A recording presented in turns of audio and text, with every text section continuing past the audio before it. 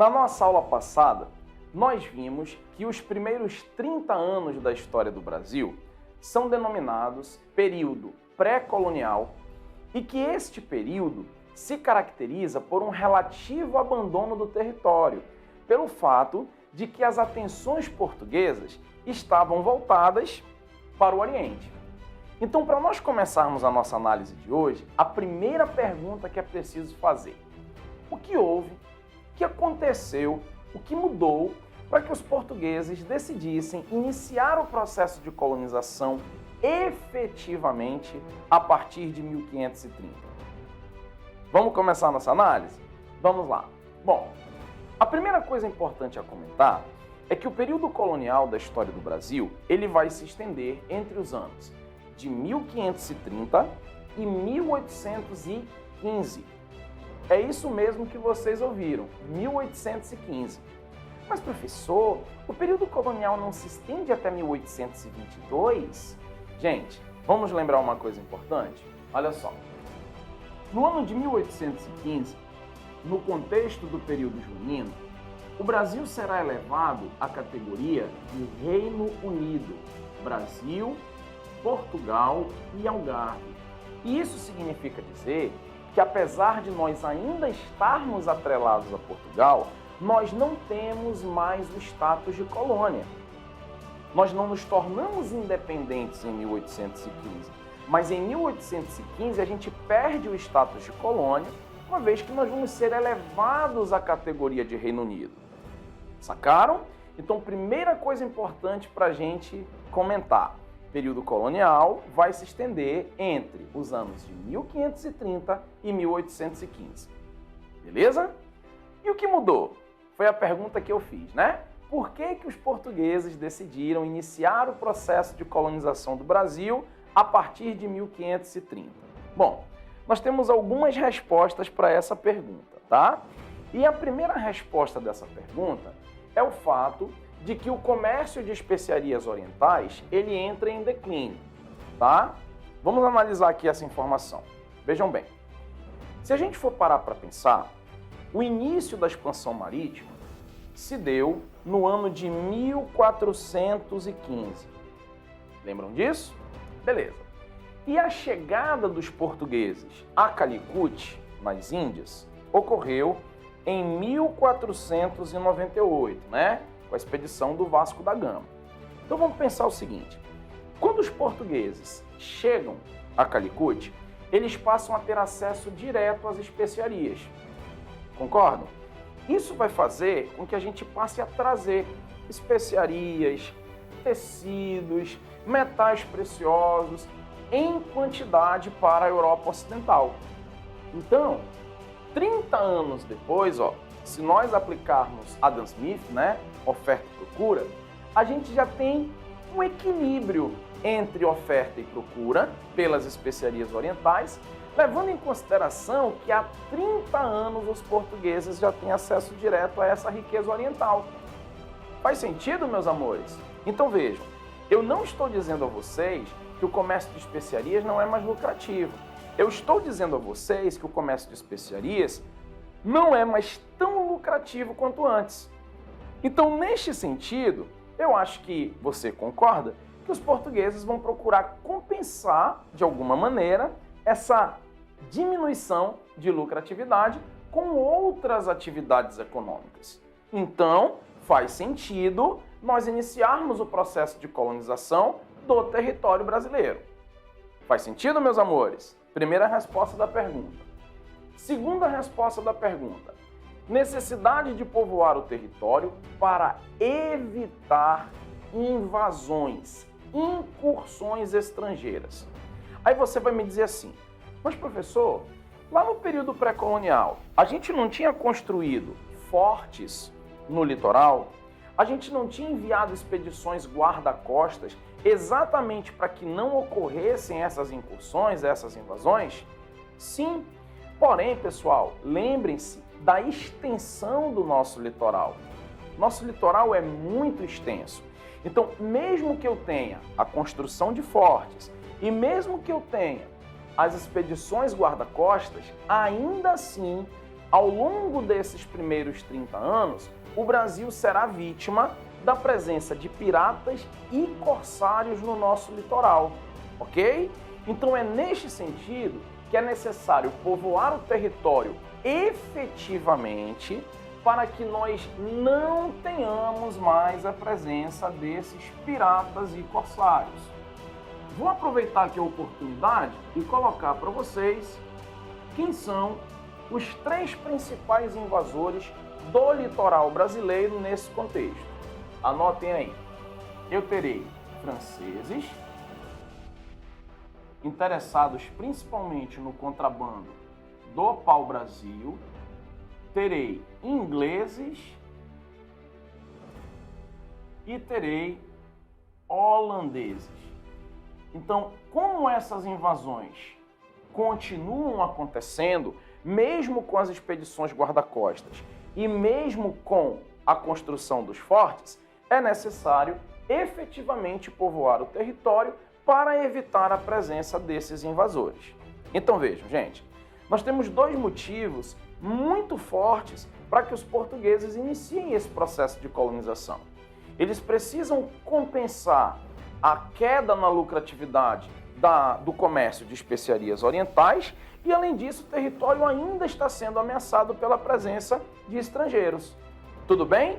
Mas a cerejinha do bolo, que vai fazer com que os portugueses iniciem de fato esse processo de colonização, é a descoberta de metais preciosos nas colônias espanholas.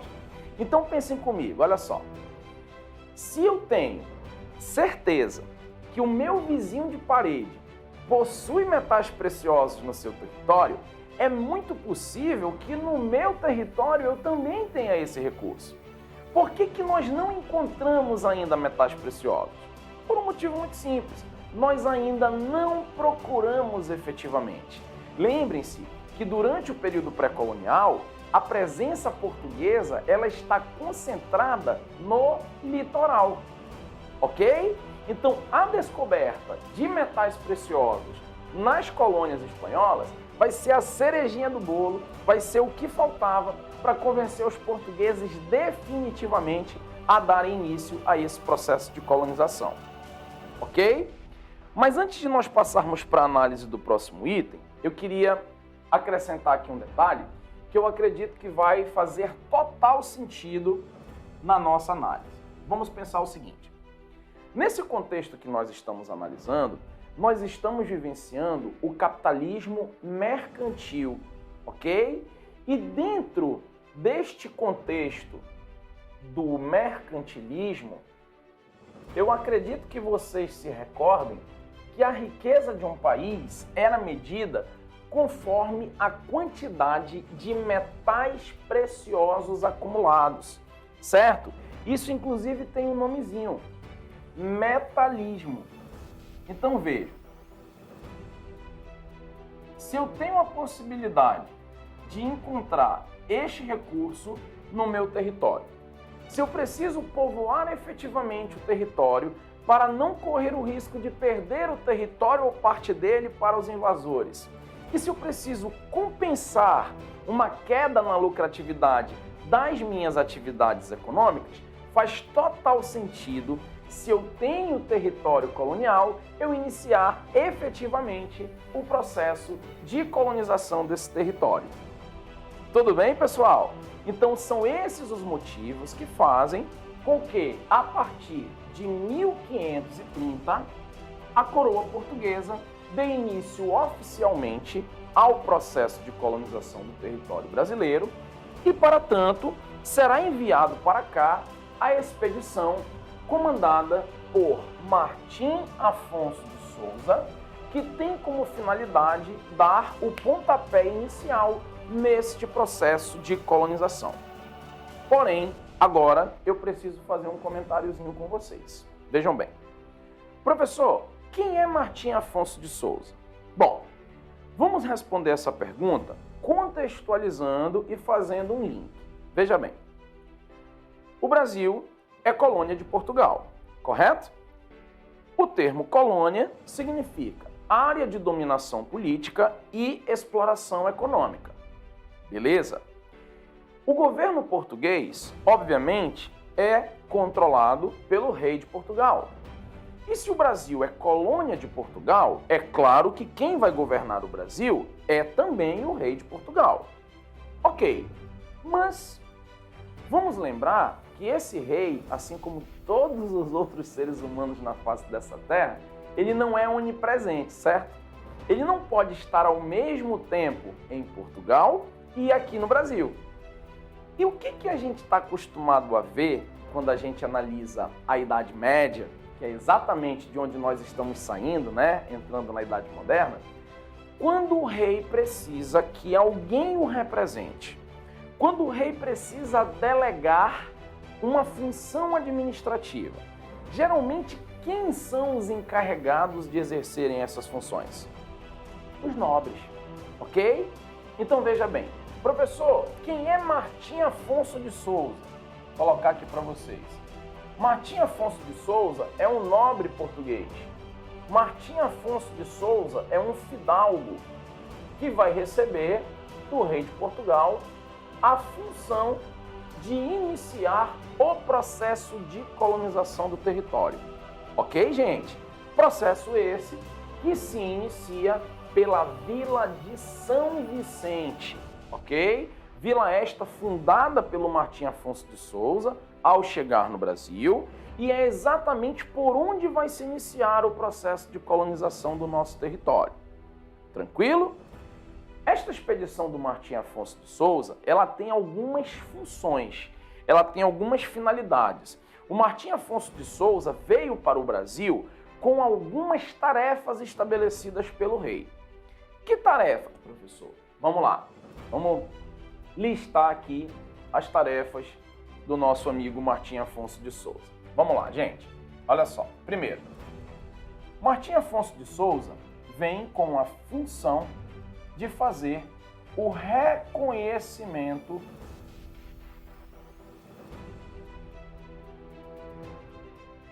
do território, no sentido de identificar potencialidades, no sentido de conhecer o território para poder melhor explorá-lo. Tudo bem? O Martim Afonso de Souza também virá incumbido da tarefa de expulsar invasores, levando em consideração que, como eu mencionei mais cedo, ao longo do período pré-colonial, mesmo com as expedições guarda-costas e com a construção de fortes, ainda assim nós estávamos sendo vítimas da presença de piratas e corsários. Tudo bem? E uma vez território reconhecido, invasores expulsos, Martim Afonso de Souza também terá a função de encontrar metais preciosos. Lembrem-se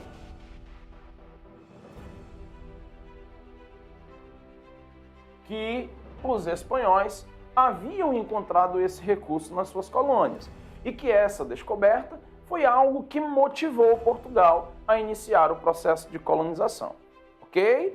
Então, basicamente, o Martim Afonso de Souza vem com a função de reconhecer o território, expulsar os invasores e iniciar o processo de colonização com o intuito de descobrir metais preciosos. Tranquilo, meus amores? Tudo bem por enquanto?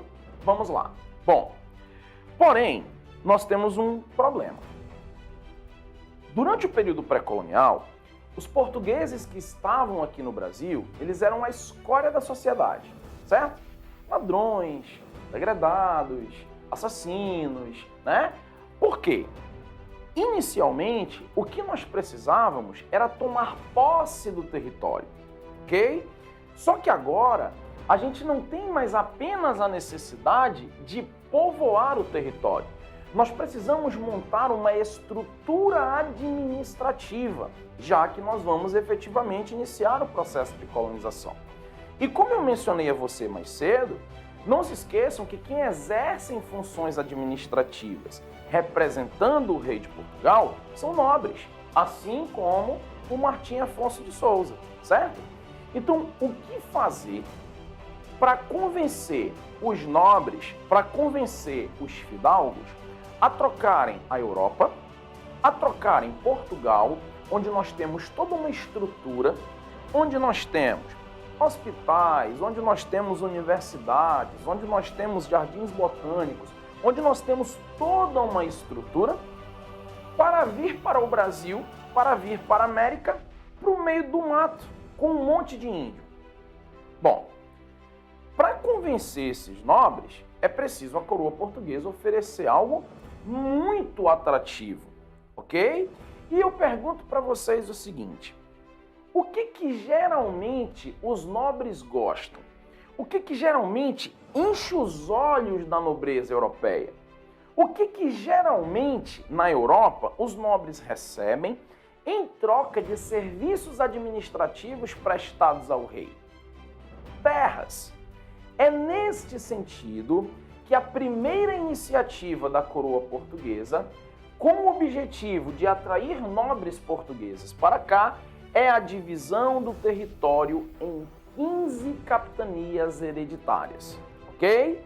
E aí vai mais uma anotação para nós fazermos. Vejam bem, temos algumas coisas para conversar nesse sentido. Primeiro, dessas capitanias, nós vamos anotar o seguinte: nós teremos 2 destas capitanias como capitanias reais, ou seja, capitanias de propriedade do rei de Portugal, e nós teremos 13 capitanias concedidas a particulares. 13 capitanias que serão divididas entre os chamados capitães donatários. Ok? Essa é a primeira situação importante que nós precisamos analisar. Segunda situação importante. Professor, mas vamos pensar aqui o seguinte. Verdade, os nobres na Europa gostam de terras. Mas se na Europa, se em Portugal mais especificamente, eles já têm terras, já que são nobres, por que apenas conceder terras a eles seria algo atrativo? Bom, aí é que está o detalhe, pessoal. É por este motivo, gente, que as capitanias, elas são hereditárias. Em Portugal, os feudos, eles não são concedidos em caráter hereditário. Então, a primeira vantagem que esses nobres portugueses teriam se decidissem vir para o Brasil seria a posse da terra. Não é nem em caráter vitalício, que já seria muito bom. É em caráter hereditário, ou seja, será meu para toda a vida e eu vou passar para os meus filhos, meus netos, bisnetos e assim sucessivamente. Faz sentido, meus amores? Primeira situação importante. Mas eu acredito que vocês concordam comigo que apenas a concessão da terra, a terra pela terra, não é algo extremamente atrativo, certo? É preciso garantir a produção de um artigo, a produção de um gênero, a produção de algo que seja extremamente lucrativo e que faça valer a pena a troca de Portugal pelo Brasil, da Europa pela América. Faz sentido? É exatamente por isso que, conjugado à concessão das capitanias hereditárias, nós teremos a introdução do cultivo de cana-de-açúcar. Mas já já a gente vai conversar a respeito disso. Antes de nós falarmos sobre o açúcar, é importante mencionar o seguinte: os nobres portugueses, os fidalgos portugueses, que recebem essas capitanias hereditárias, eles vão receber 2 documentos, tá? O primeiro deles é a carta de doação, ok? A carta de doação, basicamente, é o documento que garante a posse da respectiva capitania ao seu capitão donatário. É mais ou menos como se fosse assim, ó. Imagine a seguinte situação. Imagine que você foi a uma loja de departamento fazer compras. E imagine que quando você saiu da loja, você ouviu aquele apito lá do detector. Como é que você vai provar que você não roubou o que tem na sua sacola? Como é que você vai provar que você pagou de fato por aquela mercadoria? Apresentando a nota fiscal, certo? Então, fazendo uma analogia para facilitar o seu entendimento, eu quero que você pense a carta de doação como se fosse a sua nota fiscal. O documento que comprova que de fato você é o dono daquela mercadoria. Tudo bem? No nosso caso, o dono da capitania hereditária. Tranquilo, meus amores? Só que, além da carta de doação, os capitães donatários também recebiam a carta de foral, tá? Este documento eu costumo comparar a uma espécie de manual de instruções. Explico o que eu quero dizer. A carta de foral é o documento que vai lhe dizer quais que são os seus direitos e quais que são os seus deveres enquanto capitão donatário. Tá? Por exemplo, pela carta de foral, é permitido a você, capitão donatário, a possibilidade de dividir sua capitania e distribuir sesmarias, ou seja, pegar sua capitania, loteá-la e distribuir esses lotes, ok? É um direito que você tem concedido pela carta de foral. Em compensação, você também tem o dever de pagar impostos para a coroa portuguesa de todas as atividades econômicas realizadas dentro da sua capitania hereditária. Ou seja, aonde é que está dizendo o que eu posso e não posso fazer dentro da capitania concedida a mim? Na carta de foral, que vai estabelecer seus direitos e seus deveres enquanto capitão donatário. Faz sentido, meus amores? Tudo bem? Vamos nós. Bom, como eu disse, uma vez concedida a capitania hereditária, é preciso garantir que nós iremos realizar uma atividade econômica lucrativa que faça com que vir para o Brasil seja algo atrativo, seja algo lucrativo, ok? Então é neste sentido que nós teremos o início da produção de cana-de-açúcar. E aí você vai me perguntar o seguinte: professor, por que a cana-de-açúcar? Por que não outro produto? Por que a decisão de produzir exatamente a cana-de-açúcar? Bom, gente, nós temos algumas respostas para essa pergunta, tá? A primeira delas é que os portugueses, eles já possuem experiência com o cultivo deste gênero. Aí você vai dizer assim: experiência, professor? Experiência de onde? Bom, eu explico. Se nós pensarmos no processo de expansão marítima, nós vamos nos lembrar que a estratégia utilizada pelos portugueses para chegar até o Oriente por uma nova rota foi exatamente contornar o chamado périplo africano, o litoral africano, certo? E nestas viagens, nas ilhas atlânticas, nós tivemos o cultivo da cana-de-açúcar pelos portugueses. É daí que vem a experiência que nós vamos utilizar agora no Brasil no cultivo desse gênero. Tudo bem, meus amores? Primeira resposta da pergunta de por que o açúcar. Segunda resposta da pergunta, gente. Produzir açúcar se explica pelo fato de que no Brasil os portugueses irão encontrar as condições naturais favoráveis, como, por exemplo, chuvas regulares, solos férteis, temperaturas adequadas, ok? Segunda resposta da pergunta. Terceira resposta da pergunta, e talvez a resposta mais importante de por que o açúcar. Nesse contexto, pessoal, existia uma grande demanda, uma grande procura pelo açúcar na Europa. Então, vamos pensar o seguinte: nós estamos falando de um produto que você sabe produzir, você tem experiência com ele, ok? Esse produto encontra no seu território colonial todas as condições naturais favoráveis para ser cultivado. Beleza?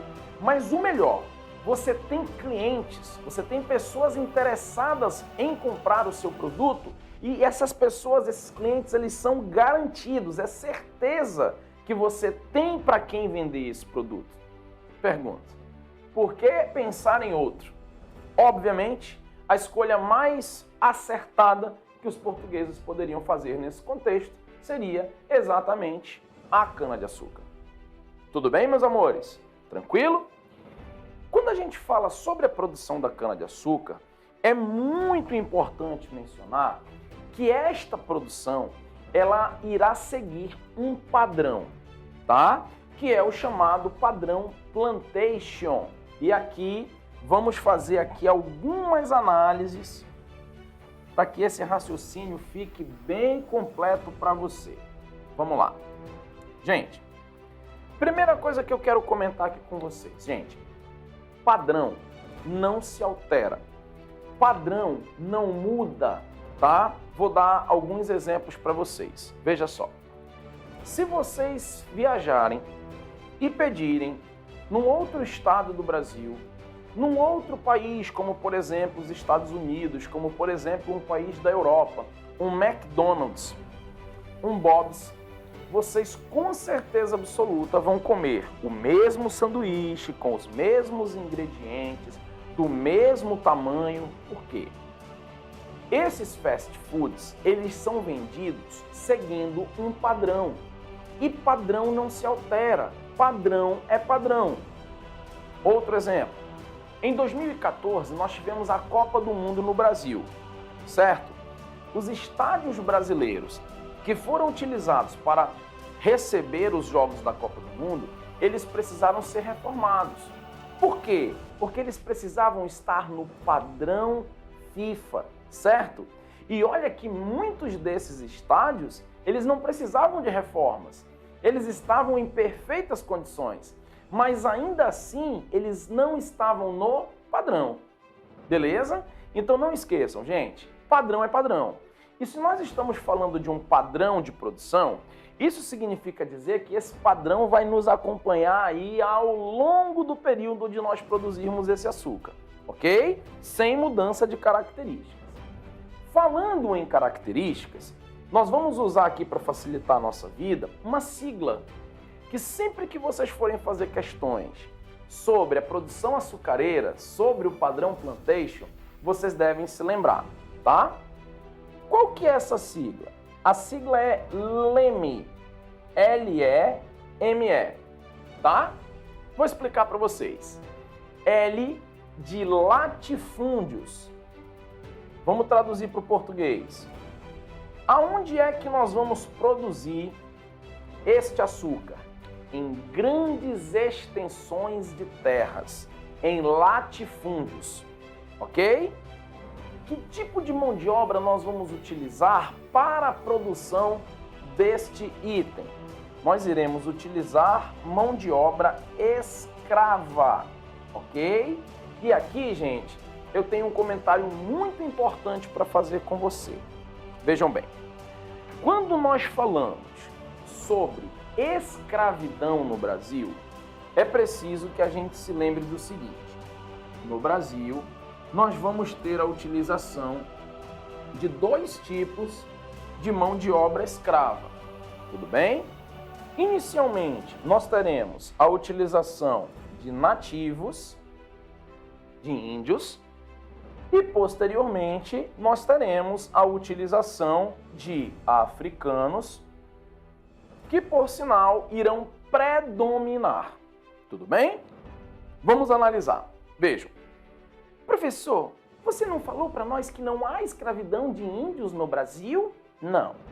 No nosso encontro passado, eu mencionei para vocês que não há escravidão indígena no período pré-colonial. Por quê?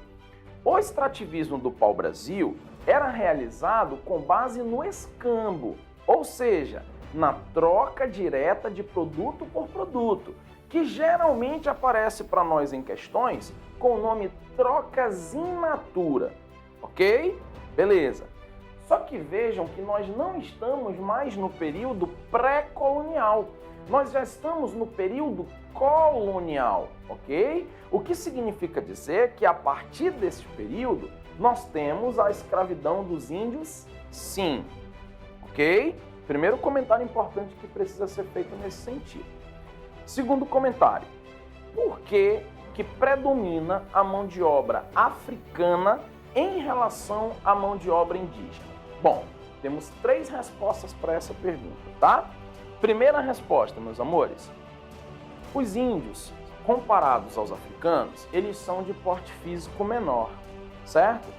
Então, levando em consideração que a produção açucareira ela vai precisar de um trabalho pesado, tecnicamente, os africanos são mais robustos. Então, em tese, eles estariam mais preparados para esta atividade no canavial e afins. Tranquilo? Primeira resposta da pergunta. Segunda resposta, gente. Lembrem-se que os índios conhecem o território. E em caso de fuga, o que era muito frequente acontecer, era muito difícil de capturar esses índios novamente, ok? Já o africano é tão novato quanto, aliás, ele é mais novato no território que os próprios portugueses. Faz sentido? O que, obviamente, diminuiria consideravelmente a possibilidade de fuga. Aí você vai me dizer assim, professor, mas espera lá, e os quilombos? Bom, gente, é claro que com o passar do tempo, esses africanos vão passar a ter conhecimento do território e com a ajuda dos nativos, eles irão sim ter a possibilidade de fugir e se abrigar nos chamados quilombos. Fato. Mas isso a posteriori, né? A princípio, o africano não conhece o território. Portanto, a possibilidade de fuga é ínfima, ok? Mas principalmente, gente, o comércio de africanos, ele é extremamente lucrativo. Muito mais lucrativo do que o comércio de índios, ok? Então, principalmente por esta alta lucratividade do comércio de africanos, nós teremos o predomínio da mão de obra africana em relação à mão de obra indígena, ok? Mas as questões de vestibular, seja da nossa apostila, seja de outros materiais, sempre vão dizer para você o seguinte, ó, quando se fala de escravidão no Brasil, nós temos 2 tipos de mão de obra. Nós temos a mão de obra nativa e nós temos a mão de obra africana. Ok, meus amores? Vamos lá. Voltando ao nosso padrão plantation. M de quê? De monocultura. Aqui, novamente, é preciso fazer um comentário importante. Professor, mono, né? Então, isso significa dizer que nós vamos produzir apenas aquele produto X, aquele gênero X. No nosso caso, a cana-de-açúcar, certo? Olha o dedinho.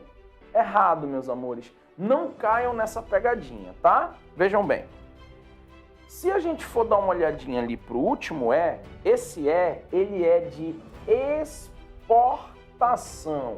Ou seja, esse produto no qual nós estamos focando as nossas atenções, ele não está sendo produzido para ser consumido no Brasil. Ele está sendo produzido para ser exportado para a Europa, ok? Então, se isso que eu estou dizendo é verdade, é claro que eu preciso pensar na alimentação da população colonial.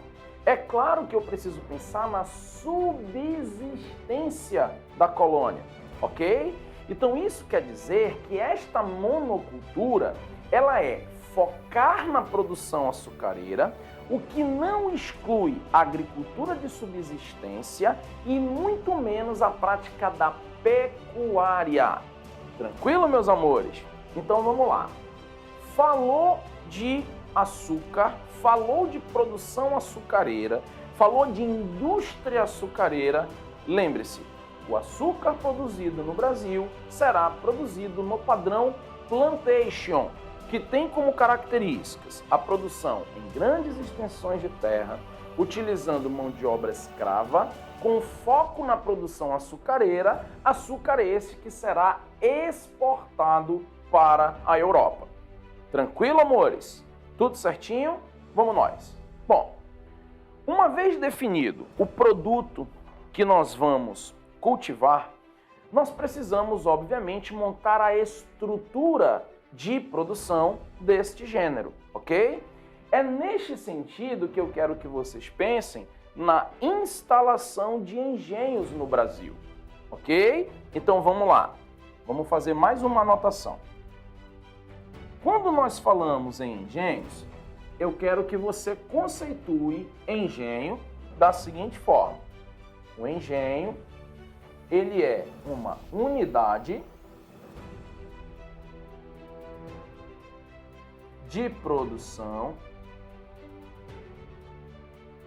açucareira. E aqui vai uma analogia para facilitar a vida de vocês. Na realidade é uma analogia meio spoiler. Vamos lá. Quando a gente fala da história regional, a gente fala sobre os seringais, certo? O que são os seringais? Não são as unidades de produção de borracha? Pois é, os seringais equivalem-se aos engenhos, que são as unidades de produção açucareira. Faz sentido, meus amores? Sacaram aí a analogia? Beleza? Vamos lá. Bom, esses engenhos, eles vão ser responsáveis pelo surgimento dos primeiros núcleos de povoamento do território brasileiro. E eu explico. Vejam bem. Eu acredito que você concorda comigo que se você mora na cidade, você, por tabela, trabalha na cidade. Se você mora no campo, por tabela, você também trabalha no campo. Concorda comigo? Veja bem. E quando a gente trabalha num determinado local, geralmente a gente procura morar o mais perto possível do nosso local de trabalho para facilitar a nossa locomoção, certo? Neste contexto, principalmente, porque lembrem-se, pessoal, que nós estamos falando de um Brasil que não possui nenhuma estrutura urbana, por exemplo, né? A gente não possui nesse contexto uma rede de estradas, a gente não possui aqui, nesse contexto, a estrutura mínima necessária para que você possa morar distante do local que você trabalha. Concorda comigo? Então, neste sentido, ao redor dos engenhos, que são as unidades de produção açucareira, que é onde vai acontecer a atividade econômica colonial, irão surgir os primeiros núcleos de povoamento, as primeiras vilas que num futuro próximo vão crescer e dar origem a cidades. Tudo bem, meus amores? Tranquilão? Outro detalhe muito importante de comentar com vocês é que esses engenhos, eles estarão sendo montados no litoral. Aí você vai dizer assim, professor, litoral tipo areia da praia? Não, gente, não nesse sentido, tá? Mas não se esqueçam que neste momento nós ainda não conhecemos o interior do território. Lembrem-se que o Martim Afonso de Souza, quando chega, ele chega com a função de reconhecer o território.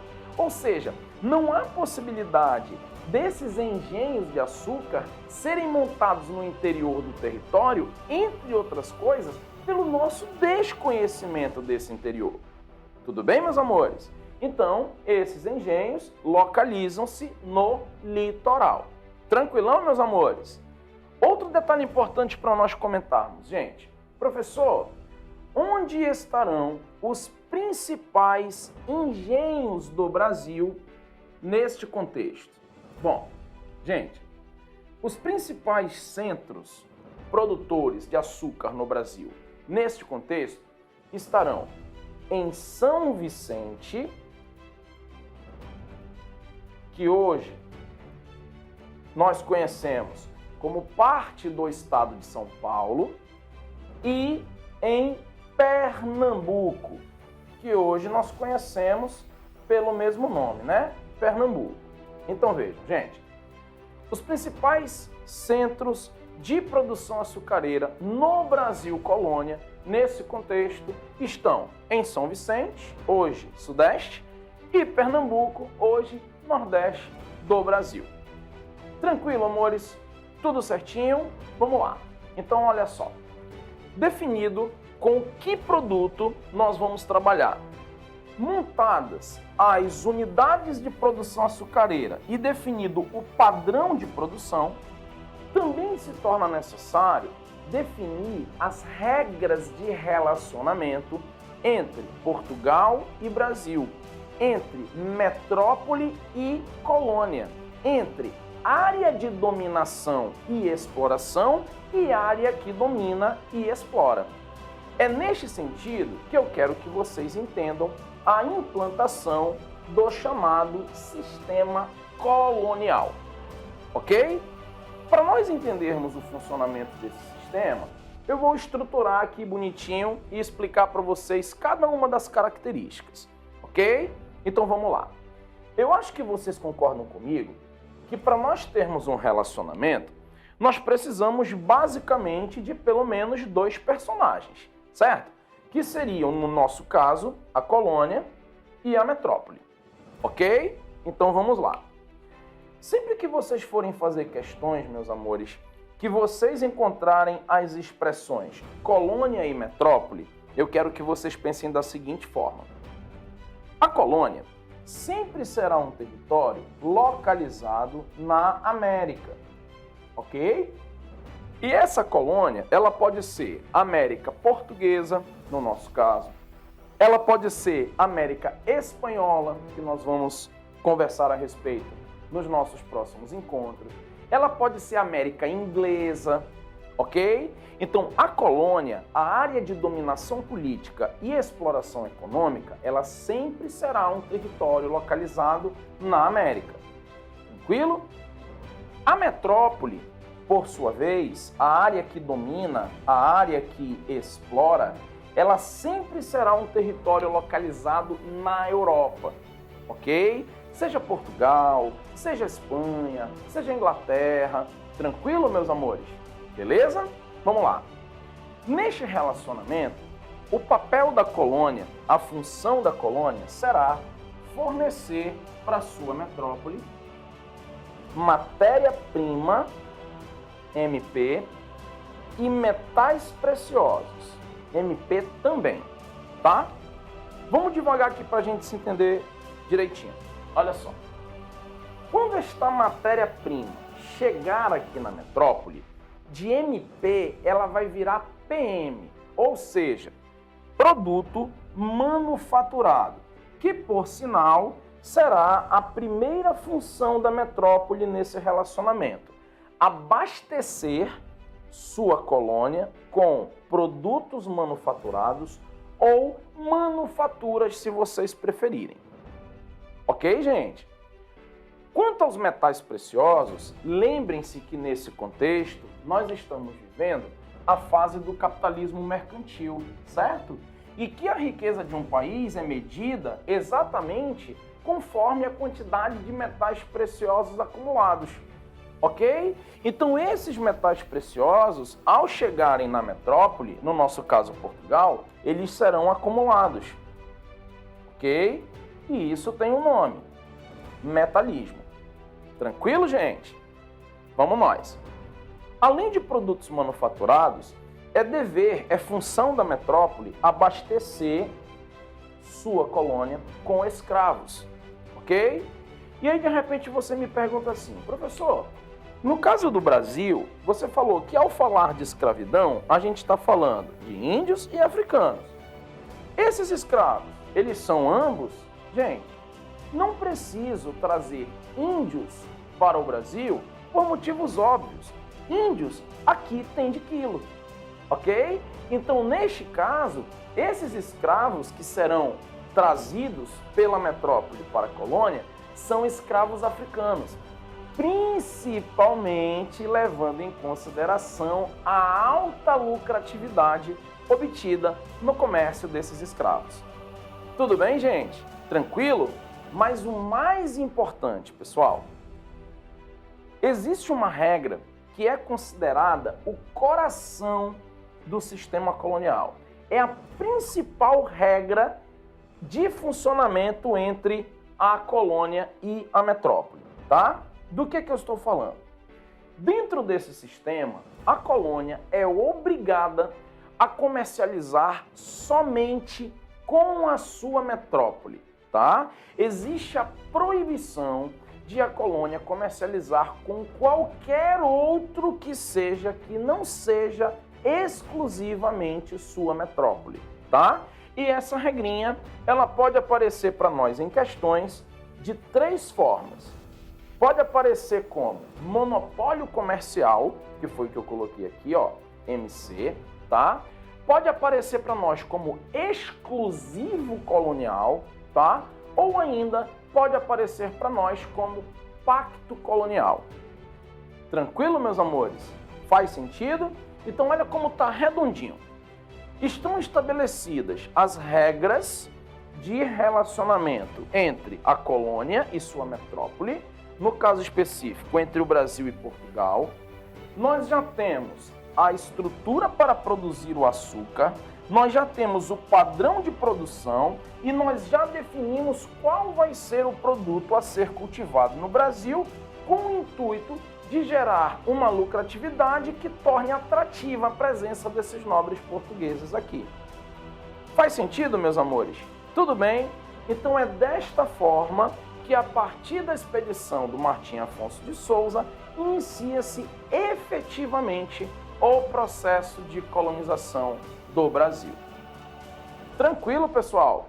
Tá fazendo sentido? É fácil quando a gente trabalha montando o raciocínio, né? Vamos lá. Bom, infelizmente para os portugueses, esse primeiro sistema de capitanias hereditárias que foi montado no Brasil foi um fracasso. Não deu certo. E aí você vai me dizer assim, caramba, professor, mas o que aconteceu? Por que o sistema de capitanias hereditárias não funcionou como Portugal esperava que funcionasse? Bom, gente, tem algumas respostas para essa pergunta, tá? Mas a primeira delas, gente, está aqui, ó. As capitanias concedidas a nobres portugueses, elas são concedidas em caráter hereditário. Aí você vai dizer assim para mim, prof, não entendi. Por que isso é um problema? Vou te explicar, gente. Vejam bem. O fato de as capitanias serem hereditárias provocou nos nobres portugueses uma sensação de acomodação. Muitos desses nobres sequer vieram tomar posse dos seus territórios. Ok? Então, esta sensação de acomodação é um primeiro fator que vai fazer com que o sistema não funcione da forma com que a coroa portuguesa esperava que funcionasse. Ok? Além disso, nós temos outras situações que merecem ser analisadas nesse sentido. Por exemplo, falta de recursos dos capitães donatários. Aí você vai me dizer assim, professor, peraí, calma aí. Falta de recursos? Professor, mas você disse que os capitães donatários são nobres portugueses, são fidalgos. Eu tenho certeza que esses nobres, esses fidalgos, eles não são pobres. Como assim falta de recursos? Bom, vamos entender. Imagine você o seguinte. Imagine que você é filho de um mega empresário da cidade de Manaus ou do interior do Amazonas. Tranquilo? Beleza. Seu pai teria recursos para comprar a Arena da Amazônia? Ai, prof, acho que nem tanto. Então, é a mesma situação. Veja, você faz parte de uma família abastada, você faz parte de uma família que tem boas condições financeiras, mas nem tanto quanto seria necessário para comprar a Arena da Amazônia. Você entendeu? Então, o que a gente está chamando de falta de recursos não significa dizer que os nobres portugueses não têm dinheiro para investir. Não é isso. É que eles não têm recursos tanto quanto necessário, ok? Essa é uma possibilidade. Ou então, gente, de repente, eu até tenho o recurso, mas eu não tenho a garantia de que meu investimento, de fato, vai trazer um retorno que vale a pena eu fazer o investimento. Vocês entenderam, meus amores? Então é neste sentido que eu quero que vocês entendam esta falta de recurso dos donatários. Tranquilo? Segundo item. Terceiro item. Revolta dos povos nativos. Aí você vai dizer assim, realmente, prof, Esses índios, eles realmente são bem galerosos. Gente, veja. Imagine que Deus o livre, guarde e proteja, você esteja na sala da sua casa, assistindo o nosso curso de história e de repente você se depara com um ladrão, com um invasor na sala da sua casa. Eu pergunto, como é que você vai reagir? Oi, seu ladrão, boa tarde, seja bem-vindo, a casa é sua. É assim que você vai reagir? Com certeza não, né? Então, se coloque no lugar desses nativos. Lembrem-se, gente, que no período pré-colonial, as relações entre índios e portugueses, elas eram amistosas, certo? E quando a gente inicia o período colonial a partir de 1530, esses índios começam a ser escravizados. Esses índios começam a ver seus filhos, suas esposas, sendo mortos. No caso das esposas, estupradas, violentadas. Eu pergunto, como você reagiria à presença desse colonizador? Com um buquê de flores? Com certeza não, ok? E, infelizmente para os índios, gente, reparem no termo que foi utilizado, revolta. Mesmo que eles se rebelem contra esta nova condição, infelizmente para eles não terão êxito. Esses índios serão sim escravizados, esses índios serão sim roubados, esses índios serão sim dizimados. Ok, meus amores? Então, terceiro motivo de o sistema de capitanias hereditárias não dar certo. Ok? Quarto motivo, gente, isolamento das capitanias. Aí vocês vão me dizer assim, professor, mas espera lá, como assim isolamento? Se quando a gente pega, por exemplo, o mapa das capitanias hereditárias, a gente percebe que é uma coladinha na outra. Como assim isolamento, professor? Gente, eu explico. Olha só. É muito difícil a comunicação entre as capitanias hereditárias, mesmo que elas sejam vizinhas de parede uma das outras. Imagina que, Deus o livre, você está, por exemplo, numa capitania que está ao norte e que de repente você foi picado por uma cobra. Um exemplo. Vamos imaginar que o soro antiofídico que você precisa, ele só tem na capitania ao lado, na capitania vizinha. Cara, você vai morrer, porque não vai dar tempo de chegar até lá. Lembrem-se, gente, o Brasil é só mato. Não existe uma rede de estradas, não existe um sistema de comunicação nesse momento eficiente, ok? Então sim, amores, as capitanias são isoladas, não no sentido de elas serem distantes umas das outras, mas no sentido da dificuldade da comunicação entre elas, ok? Tranquilinho? Quarto fator. Quinto fator, dificuldades com a lavoura. Aí você vai dizer, não, esse eu não aceito. Professor, como assim dificuldades? Professor, você disse para mim que a gente vai produzir açúcar porque existem as condições naturais favoráveis. Gente, vejam, reparem que eu falei para vocês que nós vamos ter as condições favoráveis, sim. Mas aonde é que nós vamos ter essa produção próspera de açúcar? São Vicente, Pernambuco. Ok? Aliás, de repente aqui, ó, caberia o seguinte questionamento. Professor, nenhuma das 15 capitanias deu certo? Nenhuma das 15 capitanias prosperou? Não, gente. Prosperaram São Vicente e Pernambuco. Mas eu pergunto, nós temos 15 capitanias. Das 15, apenas 2 prosperaram. Eu pergunto, posso considerar que o sistema como um todo foi bem sucedido? É claro que não. Concorda comigo? Então, neste sentido, é preciso que a coroa portuguesa tome alguma atitude. É preciso que a coroa portuguesa tome alguma medida para tentar alcançar os resultados econômicos esperados, certo? E é desta maneira que eu quero que vocês entendam a implantação do governo geral, ok? Aí você vai me dizer assim, professor, então como as capitanias hereditárias não deram certo, então a gente vai extinguir as capitanias e no lugar das capitanias a gente vai implantar o governo geral, certo? Errado, meus amores, tá? Façam aí uma anotação. Esse sistema de capitanias, por mais fracassado que seja, inicialmente, ele vai coexistir com o governo geral, tá? As capitanias hereditárias, elas só serão extintas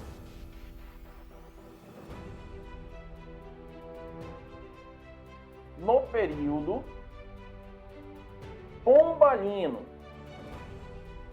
Dando um spoilerzaço para vocês, tá? Quem será responsável pela extinção das capitanias hereditárias no Brasil será o Marquês de Pombal, que vai atuar como primeiro-ministro e déspota esclarecido, né, em Portugal, entre os anos de 1750 a 1777.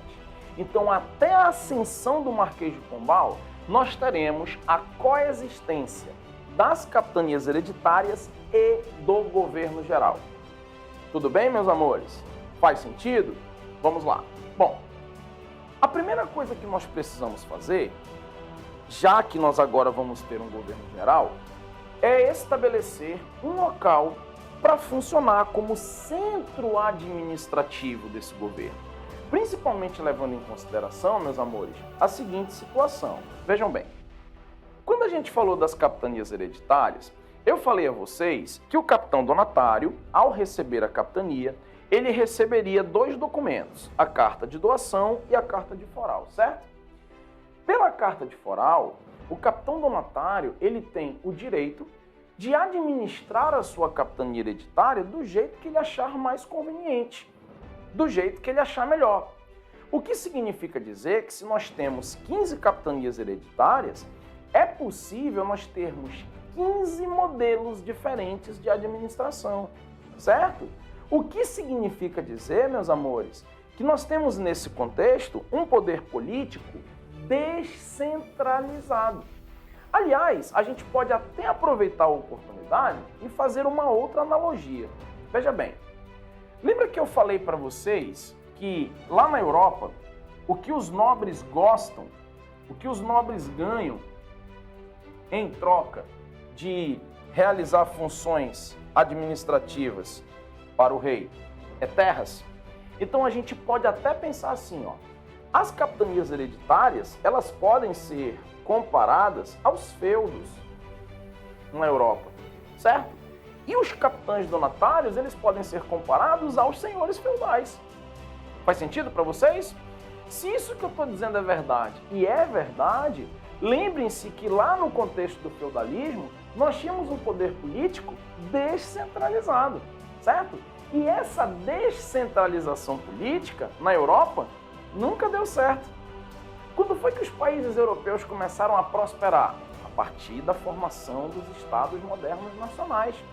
Traduzindo para o português, amores, a partir do processo de unificação política, certo?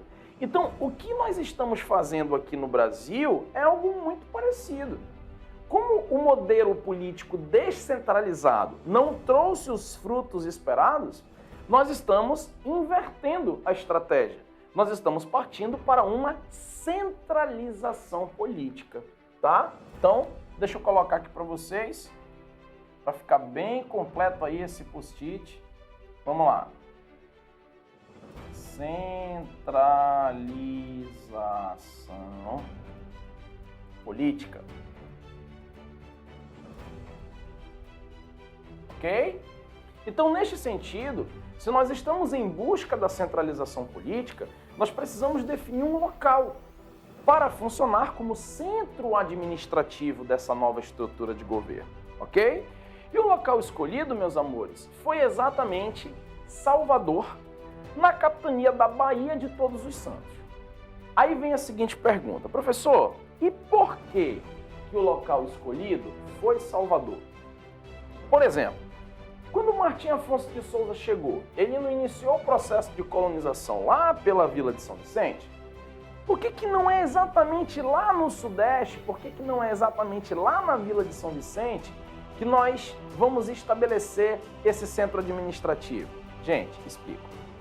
Lembra que um dos fatores que fizeram com que o sistema de capitanias hereditárias não fosse bem sucedido Foi exatamente a dificuldade de comunicação entre as capitanias hereditárias? Pois é. Agora, se era complicado a comunicação entre as capitanias que são vizinhas de parede, imagine você a comunicação entre o Brasil e Portugal, certo?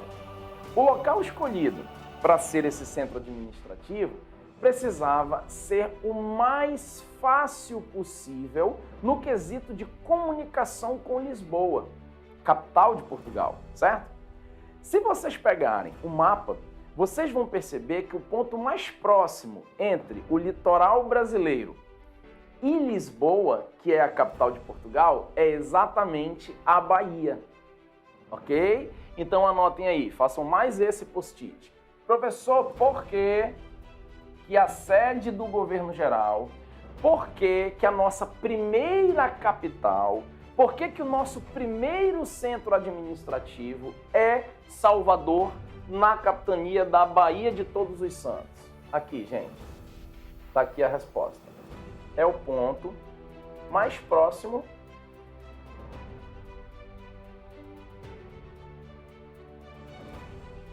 entre o Brasil e a capital de Portugal, Lisboa. Tranquilo, meus amores? Beleza? Tá. Bom, eu acho que fica óbvio que o próximo passo que precisa ser tomado é a escolha de alguém para exercer a função de chefe deste governo, ok? Porque, como eu disse para vocês mais cedo, o Brasil, obviamente, como colônia portuguesa, tem como autoridade máxima o rei de Portugal. Tranquilo? Mas o rei de Portugal não virá para cá administrar esse território colonial, certo? Então ele precisa designar alguém que faça isso. Faz sentido, meus amores? E esse alguém será exatamente a figura do governador-geral. Tranquilo, meus amores? Vale a pena notar que este governador-geral, obviamente, ele é um nobre, ele é um fidalgo português. Faz sentido, meus amores? E antes de nós continuarmos, eu vou colocar aqui para vocês anotarem, os nossos 3 primeiros governadores gerais, ok? Que serão os seguintes. Vamos lá. Primeiro deles, Tomé de Souza, nosso primeiro governador geral. Na sequência, nós teremos Duarte da Costa,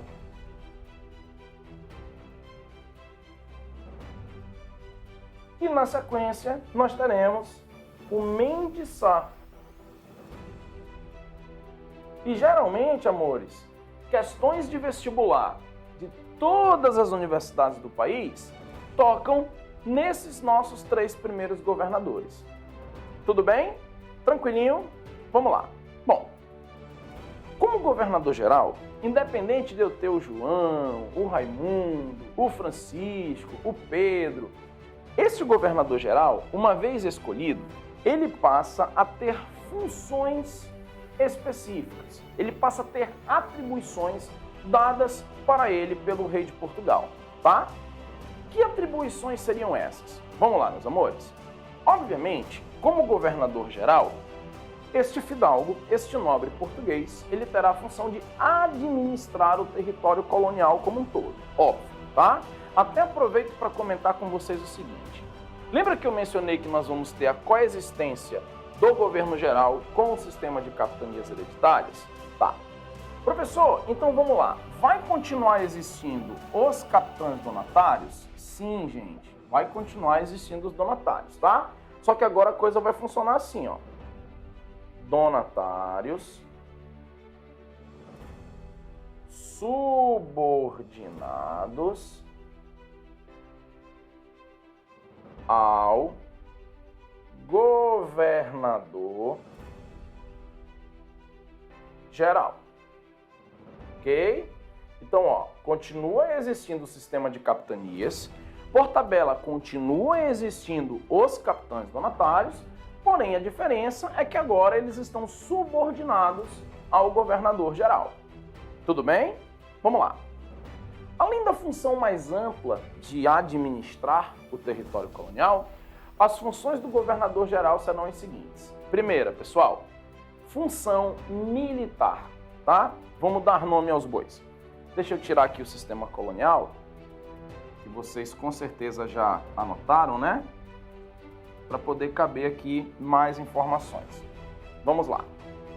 Bom, função militar. Como assim, professor? Gente, lembrem-se que este governador-geral, com função militar, significa dizer que ele é responsável pela defesa do território, tá? Vou colocar aqui, defesa do território. Professor, a que o senhor está se referindo mais especificamente? Aos invasores, gente. Tranquilo? Parênteses. No governo do Duarte da Costa, nós teremos a invasão do Rio de Janeiro pelos franceses. E essa é uma das razões que vai fazer com que, no lugar do Duarte da Costa, seja enviado para o Brasil o Mendes Sá, que, por sinal, eu acho que vocês lembram que chegando nos índios, certo? Por quê, gente? Porque uma das funções do governador-geral é exatamente garantir a defesa, a proteção do território contra os invasores. Ok? Vamos lá. Outra função importante deste governador-geral é a função judiciária, tá? O que significa dizer, gente, que literalmente este governador-geral vai atuar como juiz, tá? Ele terá como função arbitrar conflitos entre capitães donatários, ele terá como função punir as pessoas que não cumprem as determinações da coroa portuguesa, ok? Tranquilo? E uma outra função muito importante, gente, desse governador-geral é a função eclesiástica, tá? Aqui eu preciso fazer um parênteses extremamente importante com vocês. Vejam bem. Se nós repararmos, o período colonial, ele se inicia a partir de 1530, certo? E nesse contexto, pessoal, lá na Europa, deixa eu puxar uma setinha para cá, tá bombando um episódio muito importante da história mundial, que é a Reforma Protestante, tá? Aliás, meus amores, eu aproveito a oportunidade para dizer para vocês o seguinte: eu sei que é o início do nosso curso, né? Mas é assim que a gente estuda história, viu, gente? Não existe história do Brasil, história geral, história regional. Na realidade, existe história, tá? A nossa disciplina ela é dividida dessa forma, né, em Brasil, geral e regional, para facilitar o estudo. Mas, na realidade, os fatos eles não são isolados. Eles se linkam, eles se complementam, tá? Mas vocês vão ver ao longo das nossas aulas que é muito tranquilo a gente lidar com essa situação, tá? Vamos voltar para cá. Vamos lá. Gente, em 1517, iniciou-se na Alemanha um episódio que nós chamamos de Reforma Protestante, certo? E a partir da Reforma Protestante, nós até conversamos um pouquinho sobre isso, né, na nossa primeira aula, surgiram pelo menos 3 novas igrejas na Europa. Lembram? A luterana, a calvinista e a anglicana, ok? Então isso significa dizer que a Igreja Católica perdeu na Europa uma infinidade de fiéis. Mais ou menos aí metade dos fiéis católicos se converteram ou ao luteranismo, ou ao calvinismo, ou ao anglicanismo, certo? E isso quer dizer que a igreja vai buscar uma forma de compensar essa perda de fiéis, aproveitando o contexto da expansão marítima para levar essa fé cristã católica para onde a expansão marítima levar os europeus, no caso África, Ásia e América, na presença dos jesuítas. Lembram disso, meus amores? Então vamos lá.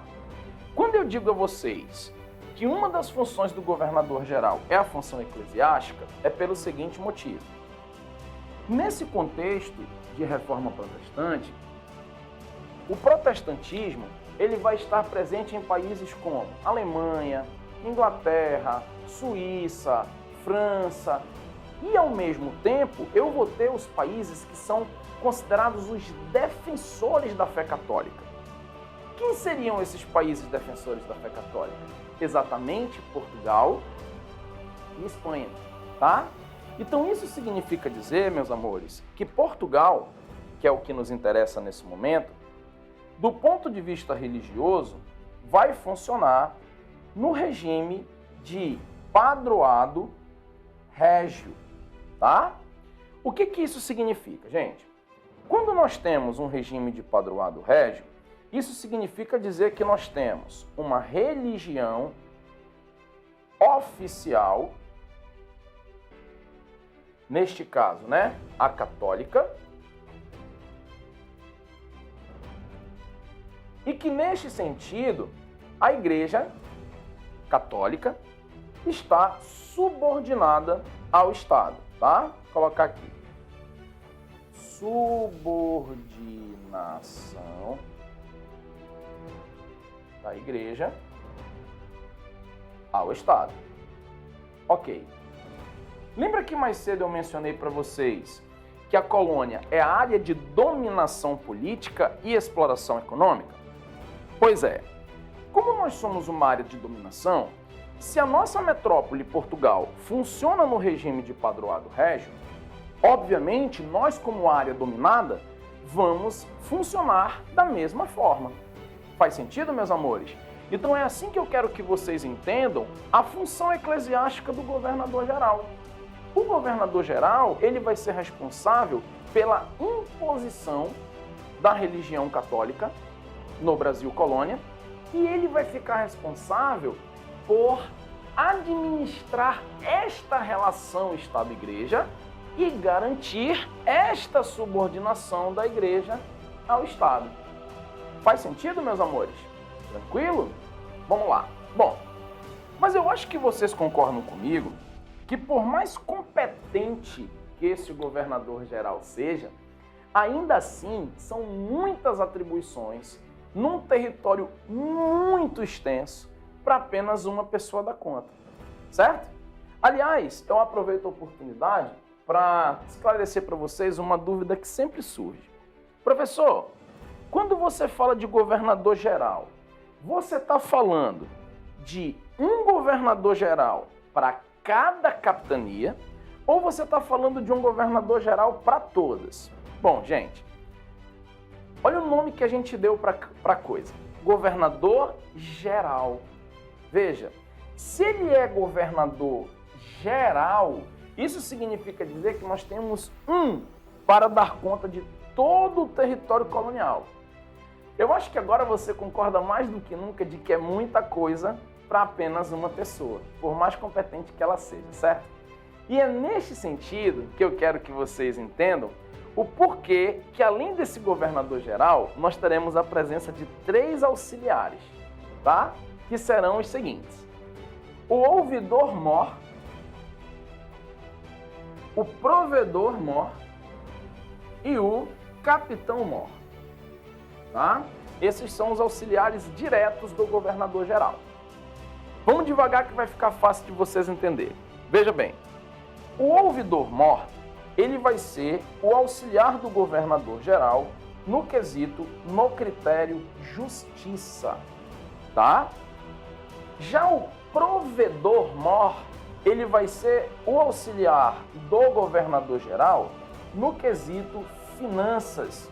Ele vai ajudar com a questão da arrecadação de impostos, aplicação de recursos, ok? E o capitão-mor será o auxiliar do governador-geral no quesito segurança, no quesito defesa, no quesito proteção do território. Tudo bem? Então, para nós avançarmos, meus amores, esta é a estrutura administrativa que será responsável pelo funcionamento de todo o território colonial, o governador-geral e os seus respectivos auxiliares, o ouvidor-mor, o provedor-mor e o capitão-mor. Tranquilo? Para nós fecharmos a nossa análise de hoje, meus amores, professor, como é que fica dentro dessa estrutura a questão dos capitães donatários? Bom, gente, muito simples, tá? Em cada capitania nós teremos a presença das chamadas câmaras municipais, tá? Essas câmaras municipais, elas terão como função, elas terão como finalidade a elaboração de leis locais. E pode, professor? Pode, gente. Lembrem-se que os capitães donatários, eles têm direitos e deveres, ok? O que vai mudar, como eu mencionei para vocês mais cedo, é que esses capitães donatários agora passam a estar subordinados ao governador geral. Porém, nada impede desses governadores gerais, desses capitães donatários, continuarem tendo participação política, ok? Tanto que são exatamente eles que irão compor essas câmaras municipais. Faz sentido? São eles, na história do Brasil colônia, os chamados homens bons, ou seja, portugueses e seus descendentes. São os únicos que podem participar dessas câmaras municipais que têm como atribuição a elaboração de leis locais. Ok, meus amores? Deste critério de homens bons, ficam excluídos, obviamente, né? Os índios, ficam excluídas, obviamente, as mulheres, ficam excluídos, obviamente, os escravos. Ok, gente? Lembrem-se que esta sociedade colonial que nós estamos analisando, ela se caracteriza por ser uma sociedade machista e patriarcal. Ou seja, gente, toda autoridade política, econômica, familiar estará nas mãos dos grandes proprietários de terra. Tudo bem, meus amores? Faz sentido? Tudo certinho, né? Então, forte abraço para vocês e até o próximo encontro com a análise da sociedade açucareira. Forte abraço!